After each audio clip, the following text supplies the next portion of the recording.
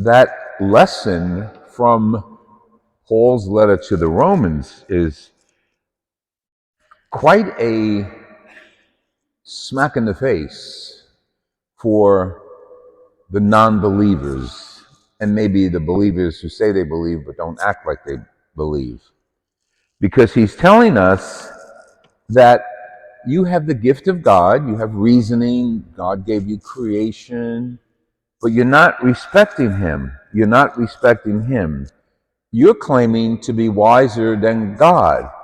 And of course, God is glorious, immortal, and as he's watching this happen, your attention is going to false idols.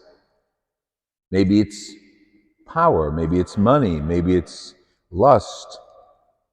And while your attention is leaving God and going to false idols, you're missing the point, because God will abandon you.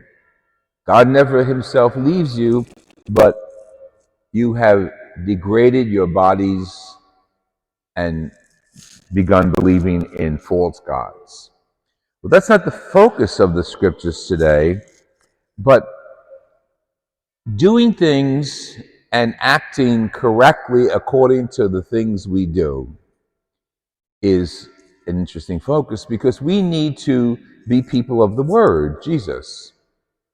Jesus today confronts the Pharisees because they're all upset that he didn't observe the purity laws, washing his hands or his feet. They didn't clarify here, but when a Jew is going to enter another house, he has his feet washed, or there's a pool of water in which he will wash his feet and then wash his hands, then proceed to the table.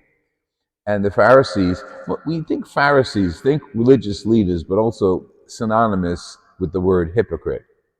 So the Pharisees watch Jesus, and they're not saying anything, but they're thinking, boy, he's not obeying the laws. And Jesus reads their hearts, as we know he does so well, and say, you got it all wrong, guys. You're observing the laws, you're doing the right things, but you're not observant of God's will in your life. And the focus he gives them is, you want to be one with God? Give alms to the poor. You want to be one with God?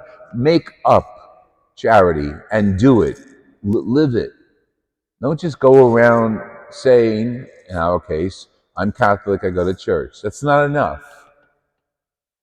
He's saying to us, as well as to the Pharisees, we've got to be people of the word, people of action. And go back to Paul, of course, and he confirms this when he says, when he brings the gospel, he's not ashamed of it. He's not ashamed to say, I believe in Jesus Christ, I believe in Father, Son, and Holy Spirit. And the power of God came for everyone who believes. So everyone who believes in God has access to God. Now that gets confusing when we have, they haven't called it a holy war, but the war in Israel right now. Because both sides, quote, believe in God. And if they authentically believed in God, then peace and cooperation would be the number one agenda. But that has gone by the wayside. One group believes in God as they understand God to be, and with that understanding comes what they call jihad, holy war against the non-believers. And we're part of that group, believe me. We're part of the group that they're condemning, because we believe in Jesus Christ, and we believe that Jesus Christ is part of the Trinity, and we believe in the Father, Son, and Holy Spirit, and that's the way we should live our lives. But when our lives are not lived that way, we condemn ourselves according to the scriptures.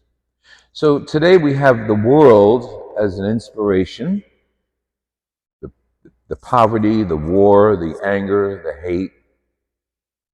all of it demonstrates a lack of connection with God. If you love God, you're not going to murder and terrorize. If you love God, humanitarian behaviors are utmost important. But if we believe only in ourselves, whatever nation you're a part of, just yourselves, then we're worshiping a false god. As a result, we have no excuse, Paul says. For although they knew God, they did not live according to his glory or give him thanks. We need to do that every day. Know him, acknowledge him, give him thanks for what he's blessed us with, and pray for our sisters and brothers who don't see God, know God, or worship God.